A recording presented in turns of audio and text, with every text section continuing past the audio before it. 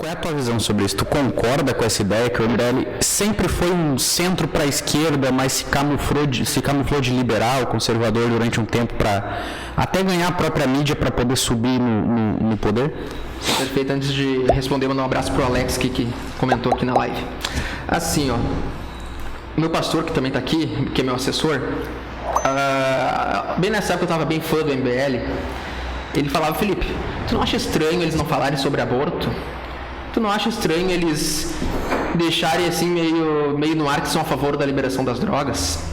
E eu, depois vou ter que ler um comentário que o Lázaro acabou de colocar aqui.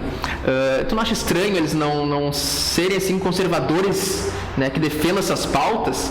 E eu, só que naquele momento, gostava muito deles. Não, capaz, são sim, não são a favor do aborto, nada. E hoje a gente vê que realmente são uma esquerda camuflada, com certeza. Para mim o MBL é esquerda, isso é esquerda, né? Então eles se perderam no caminho, não tem mais vez, cada vez mais eles perdem seguidores, perdem visualizações, perdem membros.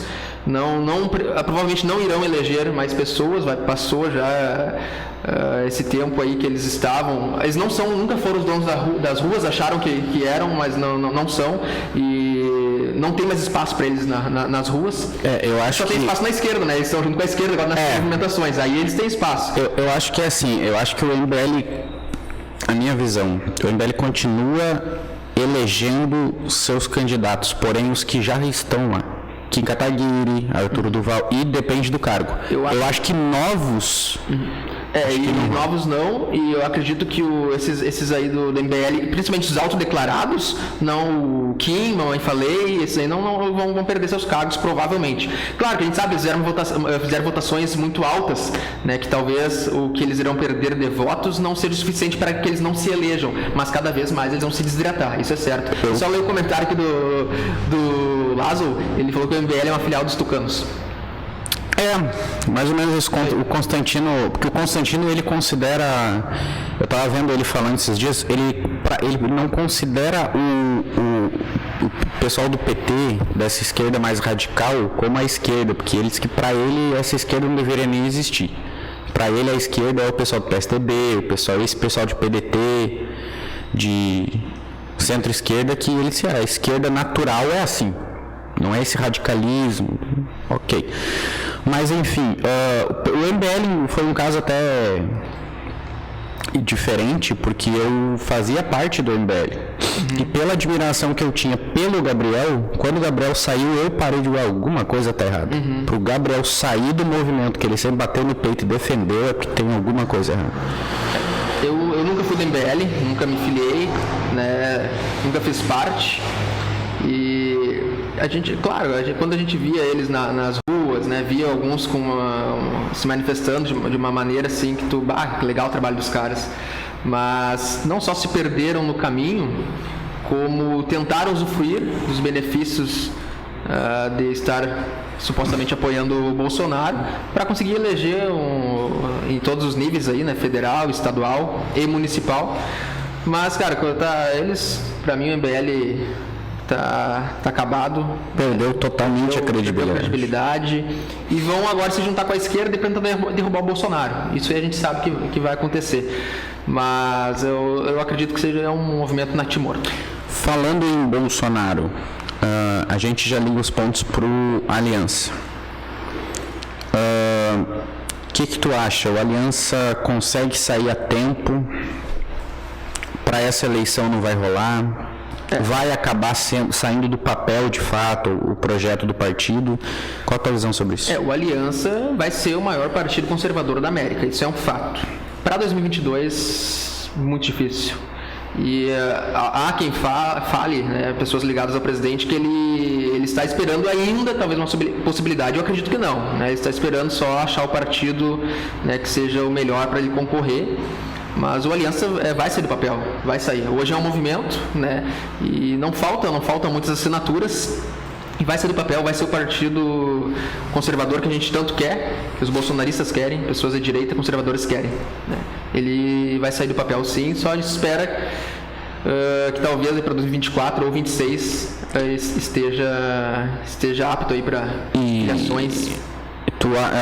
A gente sabe que a notícia que saiu essa semana da filiação aí como pré-candidato da Atena no PSL. Qual partido tu acha que o Bolsonaro, mais provável do Bolsonaro vir hoje, já que para o PSL a princípio não teria volta? Essa discussão, cara, aí nos grupos aí se tornou até desgastante, maciça e maçante. E por quê, cara? Patriotas, né? Tava bem cotado, né? Daí houve uma convenção agora que foi validada e derrubaram o atual presidente que apoiava a vinda do Bolsonaro e de seus filhos e apoiadores. Porque o Bolsonaro precisa de um partido, como eles falam, para ser dono. Mas a palavra certa não é ser dono, é um partido que ele tenha condições de colocar as pessoas corretas. Ter liberdade. E não aconteceu no PSL. Né? O que o MBL teve no Patriotas. Exatamente. Por exemplo. Exatamente, né? Foi uma das casas dele, mas também tem pessoas do Patriotas no PSL, lá em São Paulo. Rubinho, vereador de São Paulo, está no PSL, né? E é um dos opositores ao Bolsonaro voltar para o PSL, né? Então, aí, cara, há partidos que médios, né, intermediários, digamos assim, o PTB, ou maiores como PP e republicanos que sempre foram cotados, ou pegar um partido zero aí, que seria o agora é Brasil 35, o antigo Partido da Mulher, PMB, que agora mudou para Brasil 35, né, que daí é um partido zero mesmo. Um PRTB, após a morte do Levi, tentaram fazer uma conversa com a família, né? E não houve acordos, né? Porque é difícil, a gente sabe que é difícil, né, cara? São partidos, são interesses de pessoas que não conseguem se conciliar muitas vezes. Sim. Então, mas eu ainda acredito que o Bolsonaro vá para um partido pequeno aí. Assim como foi com o PSL, né? Claro que a gente sabe que vai ser uma eleição um pouco diferente de 2018. Há 4 anos de mandato, a gente sabe que é normal haver um desgaste. Então, mas acredito que você com um partido pequeno, talvez coligando com outro aí, para ter um apoio, uma base maior. Boa noite, o Eduardo, que estava pedindo para... Boa noite, Alisson. Boa noite, Fala. Queria voltar um pouquinho ali, porque eu estava, como sempre, aqui a gente tem problema na internet, né? Não consegui fazer a conexão, então estou gravando e amanhã eu coloco na página, no YouTube. Queria voltar um pouquinho no MBL, tá? Que é a questão ali que o Constantino fala, ele chama o MBL de direita bonita, que é a direita bonitinha, a esquerda bonita, que é a esquerda bonitinha, que é a esquerda, como o Fábio falou, que é a esquerda que toma banho, né?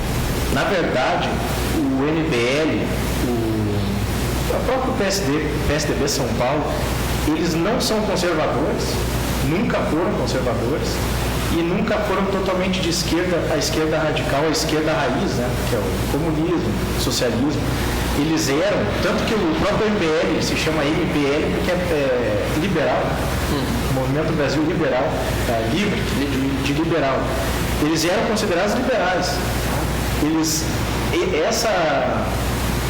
Essa confusão que a galera fez em considerar eles conservadores ou direitistas, conservadores, foi porque eles na campanha colaram totalmente no movimento, né? Pouco antes da campanha, início de 2018, eles colaram no movimento, foram para as ruas. É que eles antes mesmo do Bolsonaro surgir, quando foi para derrubar a Dilma, o MBL se vendia como essa direita conservadora. Na verdade, por que eles foram para as ruas e eles assumiram esse protagonismo? Porque o próprio movimento não era para ser de direita. O movimento foi pelos 20 centavos, entendeu? Era um movimento da esquerda. E a turma que eu digo o povão, achou aquilo ali legítimo e veio junto, entendeu? Quando nas ruas, o Vem Pra Rua, MBL e entre outros movimentos aí, notaram que eles poderiam pegar as rédeas daquilo ali, porque o povo estava sem domínio, né? Não é sem domínio, sem uma liderança. Eles fizeram parte dessa liderança. Só que eles colaram no conservadorismo, na direita, por quê? Porque o Brasil é um país conservador, né? Querendo ou não, o Brasil é um país conservador. A grande maioria. A grande maioria, porque nós somos contra a pauta de aborto, né? Todas as pautas da esquerda nós somos contra. Então eles colaram nessa pauta de direita para se eleger. Hoje eles estão lá dentro. Como eles viram que eles não tinham como assumir nenhum tipo de poder porque Bolsonaro não cedeu, eles pularam do barco. Isso aconteceu com Alexandre Frota, com Joyce Hasselman, e não só políticos, tá? Lobão, Nando Moura, essa galera toda achou que seria. O próprio Arthur Duval, que tu falou aí, ele teve embates com o Nando Moura lá em 2018 por causa do aborto, por causa da liberação da maconha. Então eles tiveram embate e quando ele viu que ele poderia ter uma brecha para colar no conservadorismo, ele foi para a internet fazer aquilo que ele sabe fazer como ninguém, que é discurso. É dialética dupla. Hoje eu estou falando uma coisa, amanhã se eu precisar trocar o discurso, eu faço como uma esquerda. Isso é, aí ele é a esquerda raiz, a esquerda comunista. Tem dialética dupla, que é o duplo pensar. Hoje eu estou falando uma coisa, vou citar o caso da Telda. A Telda em Câmara não falou num ato público e oficial, que é uma sessão da Câmara de Vereadores, ela não falou que o PT não usa a bandeira do Brasil. O que eles fizeram no sábado? Estavam lá balançando a bandeira do Brasil. Esse é o duplo pensar. Eu falo uma coisa hoje para minha torcida e amanhã eu faço completamente diferente. Esse tipo de esquerda, o MBL, por exemplo, nunca foi. Mas eles encostaram ali no conservadorismo e hoje eles são os liberais, que nos Estados Unidos são os liberais, são os esquerdistas. Porque lá não tem a radical, a esquerda radical mesmo. Tem os movimentos que não chegam nem perto ao PCO, por exemplo. É o que o Constantino fala bastante, né? Que a esquerda tradicional, se for pegar a americana, é o que seria o PSDB no Brasil.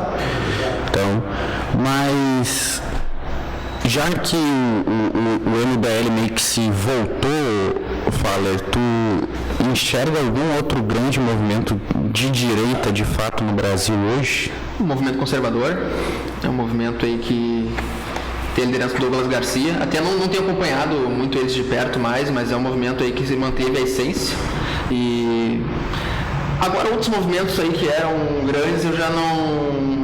Cara, eu não estou acompanhando, eles pregam algo que não é exatamente que o Bolsonaro defende, né? Vamos citar questões aí, artigo 142, intervenção militar, então tem que ter um certo cuidado para ver o que é o nosso líder maior hoje para mim, que é o Bolsonaro, né? Pessoas ligadas a ele estão defendendo, então o movimento hoje assim que segue a linha, a essência que eu acredito é um movimento conservador, né? Não gostaria de citar outro que talvez até algumas vezes eu vejo que eu concorde, né? Mas talvez tu for ver rolar ali, não, tem coisas que esses caras defendem que não são tão interessantes. Tem outro que era para ser, mas não está tão ativo, que é o movimento que o Gabriel montou quando saiu do MBL. Como é que é o nome? União Libertadora. Libertadora, né? É que ele na entrevista da Jovem Pan, se vocês acompanharam, ele falou que ele não tem como expandir, então ficou restrito a ele, né? Nem sei se está no estado de Janeiro, é só na cidade dele ali, que era Cabo Frio, ele se trouxe para a capital. Na verdade... Niterói, na verdade. Na verdade, o movimento está espalhado no Brasil inteiro, porque tu pode ser, entre aspas, filiado, mas tu consegue levar o movimento para a cidade, instaurar, né, uma diretoria, presidente, né, ele falou que... Conseguiria, mas é que tem um problema. O Ziza, que é o braço direito dele, meio que faz isso tudo sozinho. Na entrevista, eu não sabia dessa informação, na entrevista que ele falou, ele falou que não conseguiu levar para outros estados do país, porque até por questão financeira também, ele tem essa dificuldade de fazer isso, né? Então, eu não acompanho também muito o movimento, né? Mas o movimento conservador é um que hoje eu tenho fé no movimento aí, eu acompanho. E esse problema do Gabriel Monteiro ter citado isso aí, que ele não consegue tocar para frente, que é o que acontece no Brasil inteiro. E não só, assim, a gente vê isso hoje.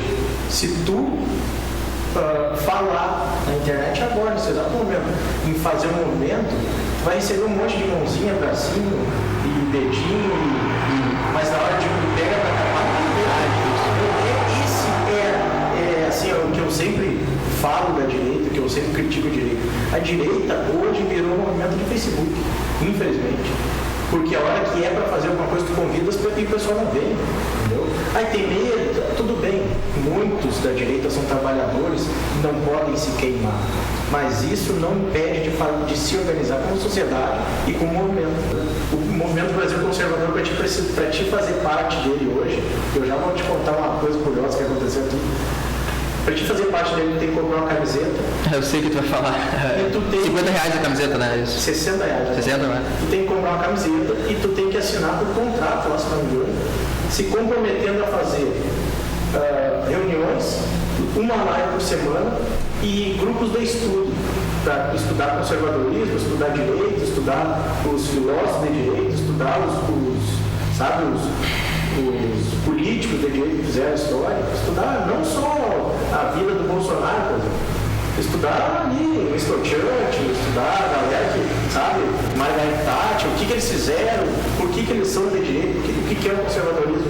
Agora não o que aconteceu em Cachoeira, que um cidadão aí, que eu desconfio quem é, por isso que eu não vou falar o nome, senão eu citaria o nome dele, porque foi furto, ele pegou o nome do Movimento Brasil Conservador, pegou o nome, criou uma página, simplesmente criou uma página, plagiou todo o logo da página, os links, e abriu o movimento em Cachoeira. Esse movimento nunca existiu. Por quê? Porque eu conheço o Maxwell Freitas, que é um dos líderes do movimento em São Bernardo do Campo, São José do... Puxa, agora eu não vou lembrar de cabeça, mas é do interior de São Paulo. Ele faz esse movimento lá. Ele é um dos líderes lá e eles fazem acontecer. E aí eu chamei ele em box. Só, tá acontecendo isso.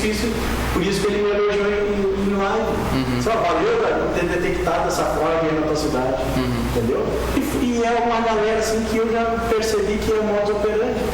E eu vou te dizer, é uma galera da direita. Aí tu vai culpar só a esquerda? Não, a direita também tem massa podre. Entendeu? Também é complicado. Eu só ainda acho que é o movimento conservador, não tem certeza que é Brasil conservador? Eu vou procurar. Aquele que é o logo azul, as cores mais azul, né? Acho que é o conservador. O conservador é que tem a logo com umas raízes de uma árvore, não é? Ao contrário. Mas enfim, enquanto isso, o Faller, pra ti, quem foi a maior, como que eu posso dizer assim, a maior decepção desses que se viraram contra o Bolsonaro? Foram tantos. Dória, particularmente, eu esperava. Foi uma. Não sei que tu vai falar, Alexandre Frota ainda. Dória, eu esperava. Cara, o Frota eu nunca engoli como conservador. O Frota, pra mim, desde o início, foi um cara que sempre surfou na onda que tava indo. Ponto. Quem é que tu vê, assim, eu coloco o Joyce Halseman como... Tem que ser político, senão eu vou te citar Nando Moura, cara, porque era um cara que eu estudava bastante através dele. O Nando Moura é assim, o Nando Moura voltou. Se der pra incluir movimentos, assim, pessoas, eu seria o Nando Moura, cara. E de políticos? Políticos... Vamos ver, aqui no Rio Grande do Sul não teve os que se venderam, mas nunca me enganaram, né? A Joyce House. Eu acho que a Joyce é a referência, né? Pela quantidade de pessoas, ela tem 2 milhões de seguidores, entendeu? Agora que a Zambelli tá passando ela. É que a Joyce foi muito votada. Muito bem votada. A Joyce, ela fez todo aquele negócio do presidente, agora você não está sozinho, estamos combatendo com o senhor, não sei o quê. Então, ela vendeu muito bem essa imagem de ser muito a favor do Bolsonaro.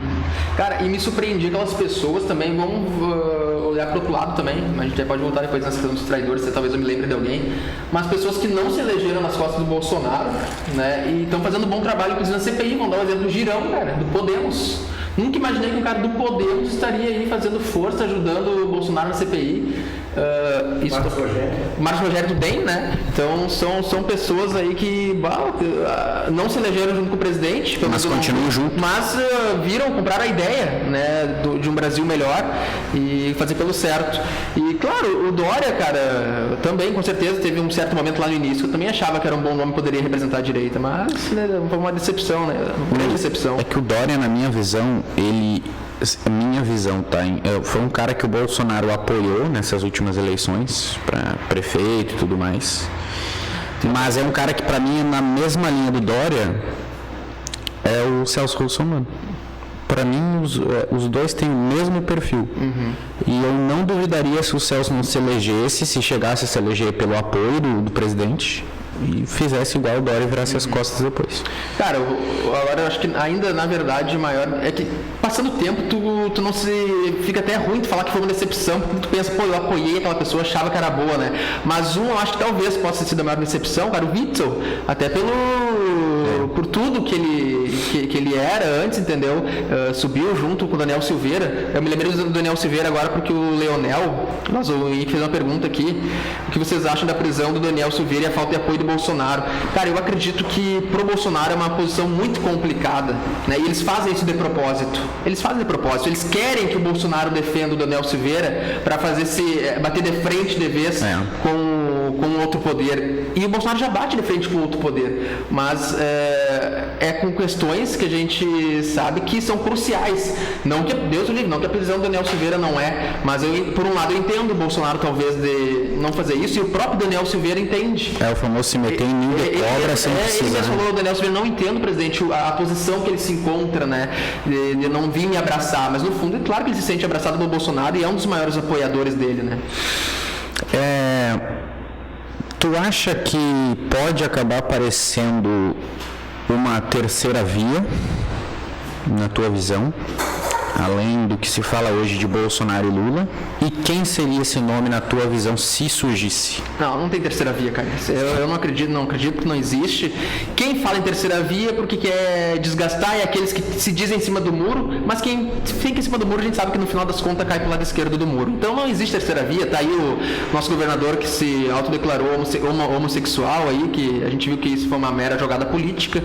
Na verdade, eu acho que o tiro saiu pela culatra, porque a gente viu algumas lideranças aí da esquerda e de movimentos LGBTQ+I ao quadrado aí, e eles não gostaram muito da ação dele. Então eu não vejo terceira via. E ele tem a intenção de ser candidato a presidente, né? Se eu não me engano. Com certeza. Ele e Dória estão disputando as prévias, né, do PSDB. Acredito que o Dória vai ganhar essa daí dele. Não... Claro, tem a questão aí que ele é sogro de um nome ligado forte ao PSDB. Genro.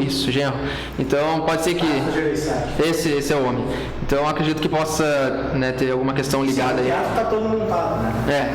Nas prévias lá do partido de São Paulo já dizem que o Dória vai perder. Dá para sair do PSDB. E não sei se não vai pro DEM, mas isso assim, isso é eu acho. Por quê? Porque ele pro DEM não, pro PSD. O que eu fiquei sabendo porque o Maia, se não me engano, foi pro PSD. O que eu fiquei sabendo é que a presidência do PSDB ainda... Maia foi pro DEM, no caso. Maia foi pro DEM, tu ia falar, né? Maia saiu do DEM. Isso, tô vendo, tá certo. Foi pro PSDB, tu quer dizer, né? Não, o PSB. PSB? Mas por que o Dória iria pro... Mas por que o Dória iria junto, né? Porque ele não tem espaço mais no PSDB, eles não querem. Depende. O que eu estou sabendo, pode estar errado ou não, mas é que o nome dos chefões do PSDB é o nome do Dória para presidente. Cara, quem estava fazendo esse movimento todo para trazer o Milk, que é o Eduardo Leite para a presidência, é o Tarso Eissati. O Eduardo está sendo... Isso assim, o que veio na mídia de São Paulo, né? Porque aqui embaixo a gente raramente vê esse tipo de coisa. Então, Dória está totalmente queimado. Tá? E essa revelação que pegou 0 pessoas de surpresa foi um golpe de marketing para entrar num nicho que está em evidência hoje no Brasil. E por isso foi feito na Globo. Hoje o Dória, não sei se tu chegou a ver, o Paulo Figueiredo denunciou que o Dória comprou praticamente a Jovem Pan, que o editor-chefe saiu da CNN e foi para a Jovem Pan, esquerdizou tudo, tentou esquerdizar, mas não conseguiu nos cabeças fortes. Ele, infelizmente, saiu. Paulo Figueiredo é um baita analista político. E tem aquela galera ali que é o Zé Maria Trindade, Augusto Nunes, Fiuza, Ana Paula Henkel. Esses aí eles não conseguem bater de frente, não conseguem tirar. Se eles saírem, a Pânico é igual. Se essa galera sair, acaba a Jovem Pan. Então tá esse conflito lá. Agora, o ano passado, o Dória injetou muito dinheiro no Jovem Pan. Entendeu? Inclusive botou o aprendiz dele, como esqueci o nome agora, do gurizão aquele. Paulo Matias? Não é esse. Na Jovem Pan? É, que fica no Morning Show ali. Paulo Matias, é apresentador. Não, tu não é Morning Show no Pânico, na verdade. Marinho. Botou o jovem aprendiz do Dória lá na... Marinho. Mas a gente vai para um breve intervalo e já voltamos com mais um papo aqui com o Felipe. Mas antes da gente ir para o intervalo, Felipe, eu quero te fazer uma pergunta, aproveitar o gancho que a gente já estava comentando do assunto. Da Atena no PSL. Tu acha que, de fato, o nome do partido será ele? O que tu acha sobre isso? Porque a gente sabe que não é segredo para ninguém que, apesar do Faller ter sido eleito pelo PSL, o apoio é do presidente Bolsonaro. Ok. Mas o que falar dessa ida da Atena para lá? Tu acha que vai? Porque até então ele tinha se filiado ao PMDB, se eu não me engano, para vir como candidato. Então, se ele mudou de partido é porque no meio do caminho alguma coisa não deu certo por lá. Essa movimentação da Atena aí, eu acredito que seja em busca dessa chamada terceira via que eu acho que não existe, a natimorta, né? Então, para mim, não muda nada, porque sou apoiador do Bolsonaro, me elegi por isso, para defender ele, né? E irei apoiá-lo com certeza, independente do partido que ele esteja, até porque eu vou ter que ficar no PSL até 2024. Eu só posso mudar lá de partido 6 meses, durante um mês, né? 7 meses antes das eleições ali, tem um mês na janela. Poderia concorrer pelo outro partido, no caso. Né? Então, eu vou ter que ficar no PSL até 2024, isso não se discute. Agora, eu não irei apoiar outro candidato a não ser o presidente Bolsonaro à presidência, isso é óbvio, né? Então, pra mim não muda nada e eu acredito que o Datena... Não, nem vai vir, entendeu? Isso é para fazer força para coligar com algum outro partido e provavelmente. Provavelmente eles vão tentar fazer o mesmo jogo que fizeram com o Silvio Santos. Que fizeram todo aquele auê do Silvio Santos de candidato, chegou na hora o Silvio Santos não veio. Então, mas do Silvio Santos foi o contrário, né, cara? O Silvio Santos, quem já estava no poder não queria ele. Foi uma movimentação porque caçaram como é que era? Na candidatura. Ele fez campanha antecipada, né? Alegaram campanha antecipada, né? Por ele, e nem era campanha, alegaram por ele ter usado de uma emissora, ele não poderia estar fazendo, se candidatar, porque adivinharam, anteciparam o crime. Não existiu. Mas foi muita jogada de marketing igual. Eles fizeram muita jogada. O Datena, ao meu ver, assim, é uma tentativa do PSL, porque o PSL, assim, isso é o Eduardo está falando, não eu falo. O PSL está fazendo jogo contra o Bolsonaro, já ficou claro, porque na própria campanha eleitoral aqui, a Joyce Hasselmann criou a direita, como é que é o nome do slogan dele? A direita... Eu sei, a direita racional, a direita que pensa... Direita racional, né? Como fui eu que fiz as artes do partido aqui, eu entrei em contato com o pessoal assim, vamos tirar isso aí, vamos colocar a direita conservadora, conseguimos levar. Mas estava na arte que veio de cima, estava direita nacional. Isso é uma narrativa dela. Então, o Datena é aquele PSL vivarista que joga contra o Bolsonaro desde o quê? Desde 2019, no meio do ano. Segundo semestre começou. A paulhar, e é isso aí, essa é a terceira via. Como eles elegeram o Bolsonaro, acho que tem uma chance com o Datena. O Datena é esquerda. Vamos longe, não é um conservador de direita, né? Com certeza. Vamos dar um breve intervalo aqui no programa Radioativo Podcast. Já voltamos aqui com mais entrevista com o nosso convidado Felipe Faller.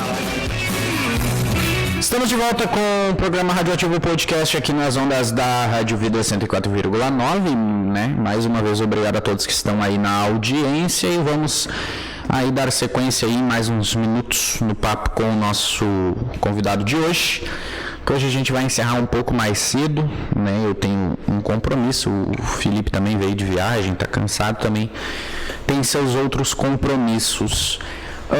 Felipe, uma perguntinha. Tu é o único conservador da tua família? A família vem junto na ideia? Como é que... A minha família é bem grande, né? Eu vou falar pelo modo geral. Os principais, assim. A minha família em geral é... Não de conservador, para se intitular conservador tem que entender o que significa, mas tudo é direito, são bolsonaristas, tá? Para falar de uma maneira mais simples. Meu pai é bolsonarista raiz. Ele, claro, não tem... Nunca foi assim, essa questão ideológica nunca passou pra mim, mas nós com o tempo fomos entendendo e eu passo muita coisa pra ele hoje, ele me manda vídeo assim, a gente fala, né? conversa sobre isso. Meu pai é bolsonarista raiz. Meus irmãos já não... Eu tenho 3 irmãos, 2 irmãs e um irmão. Meu irmão ele já se intitulou como comunista. As minhas outras irmãs são muito novas ainda, mas não são bolsonaristas, né? Mas a minha família, na sua grande maioria, é bolsonarista. Até vários aí me chamam ali. Eu tenho uma prima até que mora no Rio. Ela, sim, ela estuda mesmo. Né? Ela tem até contato com o Jordi lá no Rio de Janeiro, Niterói, entre as duas cidades.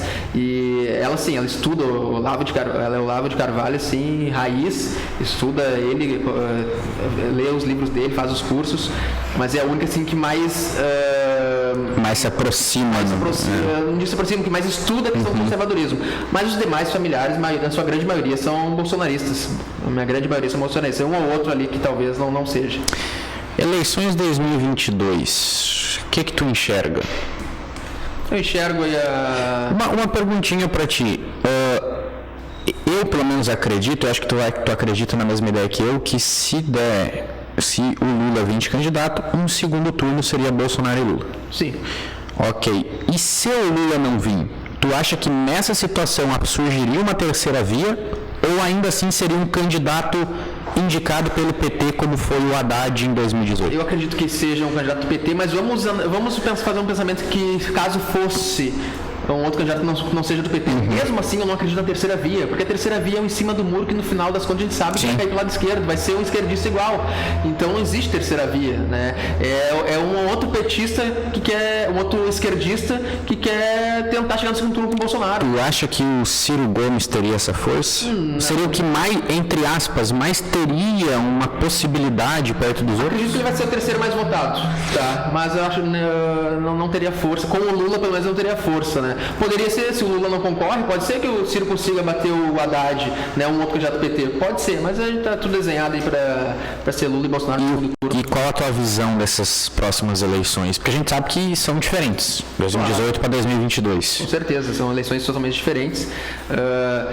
Eu acredito que o Bolsonaro ganhe, sim, no segundo turno, com, claro que uma diferença menor, como foi pro Haddad, mas não é bem de longe como estão as pesquisas apontando aí, que é Lula com 51% aí, Bolsonaro com 38%, esquece isso. E entendeu? também tu não acredita na ideia do primeiro turno, que muita gente prega isso. Esquece o primeiro turno, as eleições vai ter segundo turno entre Lula e Bolsonaro a gente vai ter que trabalhar muito, claro, mas acredito que ele ganhe, mas a direita tem que se organizar, vai ter que se unir aí, fazer um movimento forte, sólido em todas as capitais, interior, para que a gente consiga aí manter o Bolsonaro por mais 4 anos e aí sim, né, desesquerdizar esse país que há tanto tempo foi assolado pela esquerda, né, e fazer com que o país volte a prosperar, como estava acontecendo até a questão da pandemia.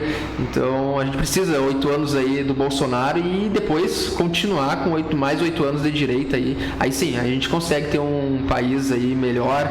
Alguns ministros do STF vão ter sido trocados e aí as coisas começam a mudar. E governo do estado, o que tu acha? Qual a tua visão do governo do estado? A gente sabe que o Onyx provavelmente vem. Ah, tá, tu tá falando do futuro, Isso. Com certeza.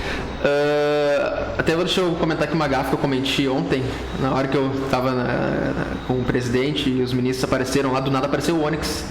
Eu vi tua foto com o E Onyx. eu gritei, aí o governador, só que eu não vi que do meu lado tava o Heinz. E o Heinz olhou assim, eu também. Aí o pessoal meio que riu ali. E, cara, a gente sabe... Seria muito bom, não sei se é possível, até porque eu não sei quais são os outros candidatos que realmente vão vir.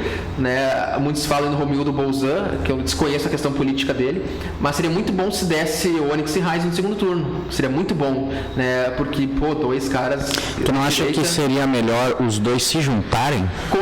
Não sei, cara. Acho que tem espaço para os dois concorrer, porque um deles vai ir para o segundo turno, isso é certo. Tá, eu acho que tem espaço para os dois.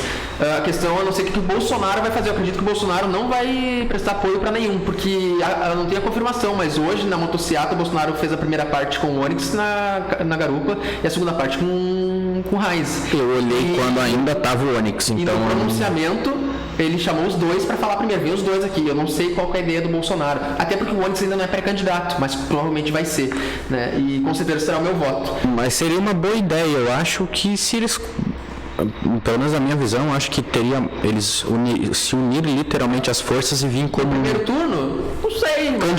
Um como candidato e o outro como vice. Não tinha pensado nesse cenário. Acredito que por questão partidária isso não aconteça. Tá? A PP vai querer lançar o candidato, o DEM vai querer lançar o seu candidato. Então, mas pro segundo turno, com certeza vão se unir. Bolsonaro vai apoiar aí o que for pro segundo turno. Eu acredito que seja o Onyx, está bem encaminhado para isso. Né? E coisa boa, cara. Que muita gente fala do Heinz, tem bastante força também. Seria bom se fosse os dois. Claro, e coisa boa a gente tá vendo assim, PSOL, PT lá embaixo. Entendeu? Não que a gente tenha que dar credibilidade para as pesquisas, mas a gente sempre sabe que se a gente for analisar as pesquisas, eles vão colocar os de direita para baixo. A gente sabe disso, né? E a gente vê eles lá embaixo tendo essa dificuldade aqui no estado, porque, cara, eu acredito aí, Rio Grande do Sul junto com Santa Catarina são os estados mais alinhados ao conservadorismo e ao Bolsonaro. Então a gente vê isso aí, dois candidatos apoiadores do presidente tendo uma boa iniciativa aí para concorrer e com certeza vão lograr êxito em 2022. Eu acho que a limpeza que muitos falam, né, para poder tomar um rumo da questão ideológica da direita, eu acho que seria bom uma reeleição do Bolsonaro, um governador no Rio Grande do Sul alinhado, ou o Heinz ou o Onyx. E estão falando em São Paulo eu nunca sei se, não, o Weintraub, o Abraham Weintraub ser candidato e ser o candidato, inclusive, da direita em São Paulo. Mas eu já vejo mais o Tarcísio encaminhando aí a candidatura dele. Porque o Weintraub ele deu uma entrevista pro Constantino e ele falou que ele só vem se for para ganhar. Se não for... Tem que ter um nome para concorrer, porque Abraham Weintraub vai ser meio complicado, cara. Ele vai ter que achar... A questão do Weintraub é que é a militância que é. E essa militância foi formada pelo terçarismo. Então, assim, voltando aqui para o Rio Grande do Sul, o Onyx também é o meu voto. Aí eu conversei com o Onyx em 2018, por conta da eleição, e eu tive a oportunidade de perguntar para ele, tá, num vídeo, gravei um vídeo, e o anfitrião na época perguntou se eu queria conversar com ele. Eu falei, se eu converso com ele só se for para perguntar sobre aquela questão do Caixa 12. Se não, aí ele me chamou lá, falou com ele, disse, pode perguntar o que quiser. Perguntei para ele no vídeo, ele me respondeu exatamente o que saiu na mídia, exatamente o que ele falou na Câmara. Então, dali eu já senti firmeza, entendeu? E de lá para cá ele vem fazendo tudo exatamente como o conservador da direita faz. Ele entra na mídia, ele quebra os caras no argumento. Ele defende Bolsonaro não por ser puxa-saco ou de botas, como a esquerda fala, mas ele sabe que está tendo um governo de direita correto, né? Apesar dos pesares. O que a esquerda fala, o que a militância fala, inclusive a própria mídia, né? É a narrativa. A CPI é uma narrativa, né? Uma atrás da outra. Agora, a próxima narrativa é a chuva. Não vai demorar muito para dizer que o Bolsonaro fez conluio com São Pedro para não chover no Brasil. É uma piada. Então, eu acho, só que voltando aí, tu falou da limpeza na esquerda no Brasil, né, na militância é muito difícil fazer dentro do governo Bolsonaro. A gente já está em 3 anos, não conseguiu. Tá? Então, isso tem que fazer não só pela política, tem que fazer na cultura.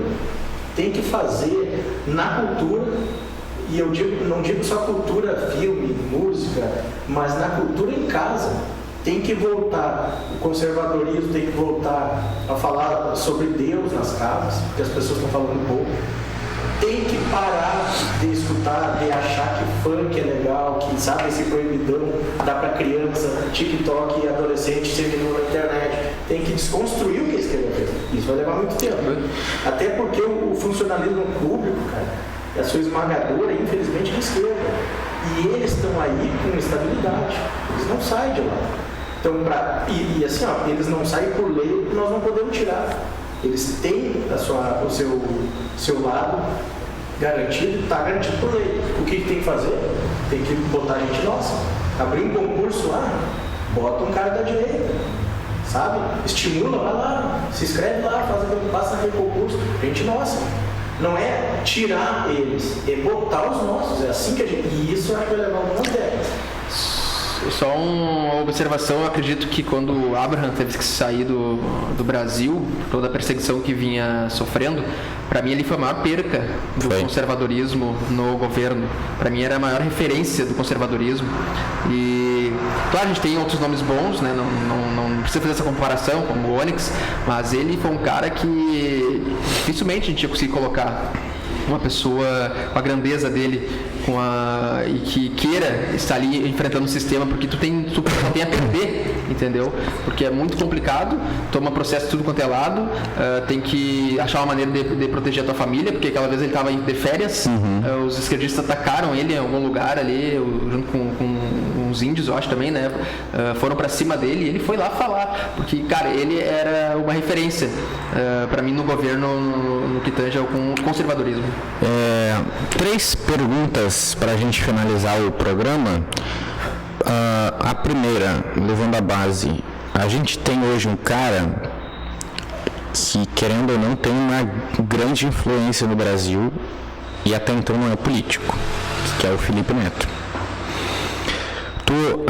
Hoje eu não vejo o Felipe Neto como perigoso para o lado da direita, porque ele fala mais para adolescentes. Mas tu, Felipe Faller, tu acha que isso é um grande perigo, considerando que ele tem 42 milhões de inscritos no canal dele e esses mesmos adolescentes em algum momento vão virar eleitores? Claro que é um perigo, porque ele está doutrinando essas crianças. Ele, para um adolescente, um pré-adolescente, quando ele não está falando de política, está fazendo aquelas coisinhas delimitando foca, talvez seja engraçado e atrai essas crianças para uma emboscada. O problema daí, quando ele começa a falar sobre política, doutrina, manipula essa audiência que ele tem e que é enorme, e aí que mora o perigo. Daqui 2, 3 anos essas crianças pré-adolescentes estarão votando. E por que tu acha que ainda não surgiu um Felipe Neto, digamos assim, só que da direita? Está surgindo, mas também aí a gente vai entrar num outro contexto onde os pais precisam estar atentos, conversar com seus filhos, né, mostrar que aquilo ali é errado, porque não adianta ter as pessoas que fazem esse tipo de conteúdo voltado para a direita, mas se não atrai as crianças para isso, né? A gente sabe que é mais difícil atrair criança e adolescente para conteúdos de direita, né? É muito mais fácil botar uma criança porque tu vê o teu coleguinha na escola escutando funk, ela vai querer escutar também, entendeu? Então aí entra a questão dos pais, a questão aí de ter conseguir chegar até essas pessoas com uma idade inferior, para que a gente não perca essas crianças para o comunismo, para a esquerda e entre para a faculdade e vire militante.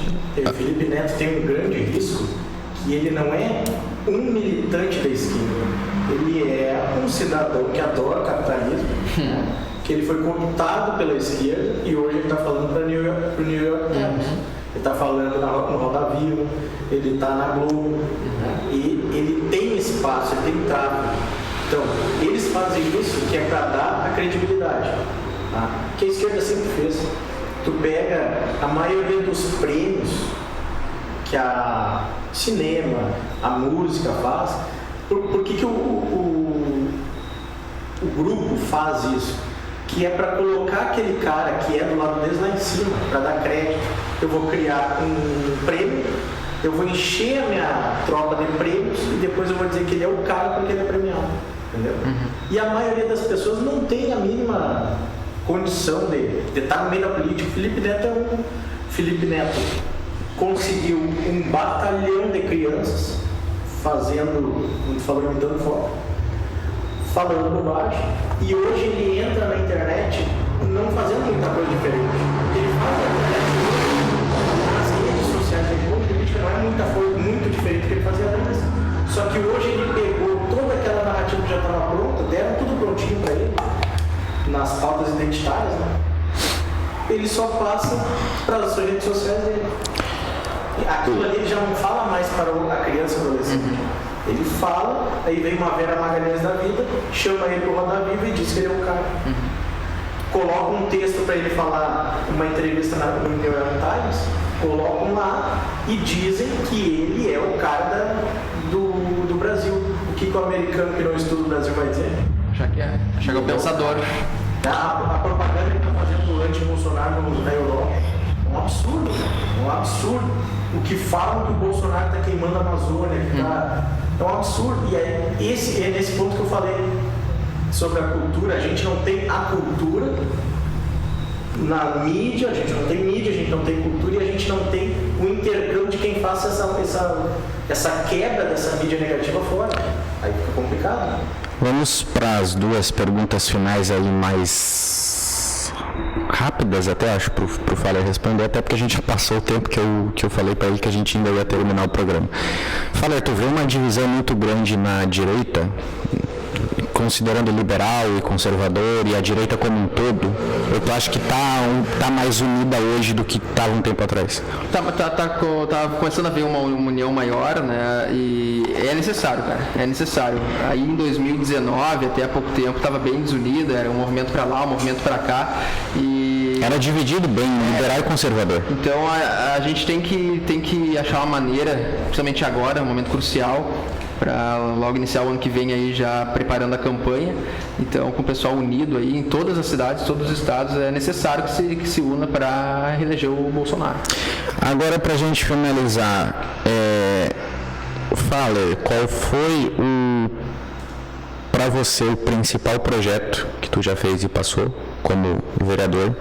Quais são os teus planos futuros? E se tem algum projeto aí que tu já tenha pensado, esteja em andamento aí para poder votar e que tu queira dizer pra gente. Quando fala em projetos, diz ações em geral ou projeto PL, projeto de lei? Os dois. Projeto de lei eu tenho um aprovado, que é o combate e prevenção ao abuso sexual infantil e ampla divulgação do Disque 100. E agora, se for ações em gerais aí, eu com certeza, provavelmente, cara, claro que eu vou tentar trazer outras ações boas para a cidade, mas até o momento é a indicação da escola cívica militar que eu fiz, é uma bandeira que eu defendo há um bom tempo e conseguimos de uma maneira tão rápida, né, que muitas cidades estão há tanto tempo tentando, não conseguiram ainda. Então a escola cívica militar foi um orgulho para mim, fiquei muito feliz. E a gente não gosta de falar projeto antes de apresentar, mas tem alguns aí, tem dois que eu estou trabalhando, um que até pode dizer que seria o da Zona Segura, que eu quero trazer para Cachoeira do Sul. É um projeto aí que precisa também de uma verba para comprar mais 12 câmeras. Até semana que vem eu tenho reunião aí com o batalhão para falar sobre isso. E trazer o projeto Zona Segura, que é um projeto muito bom, né? Também é alinhavado aí com o deputado Zuco, ele que trouxe para o estado e está levando para as cidades. E tem alguns outros aí que a gente está estudando, né, e apresentar no momento correto. E os planos do Felipe Faller para o futuro? É trabalhar para minha cidade, né? Eu só penso agora nesses 4 anos ser vereador e trabalhar bem para minha cidade. É isso aí. Muito obrigado pela participação, obrigado por ter aceitado o convite de estar aqui hoje com a gente e ter vindo da viagem, né, e ter vindo praticamente direto para cá para a entrevista. Agradeço aí a oportunidade, agradeço a todos que nos acompanharam aí e tamo junto, contem comigo. É isso, esse foi Felipe Faller aqui, entrevistado do programa de hoje. Segunda-feira a gente volta. Boa noite, Eduardo.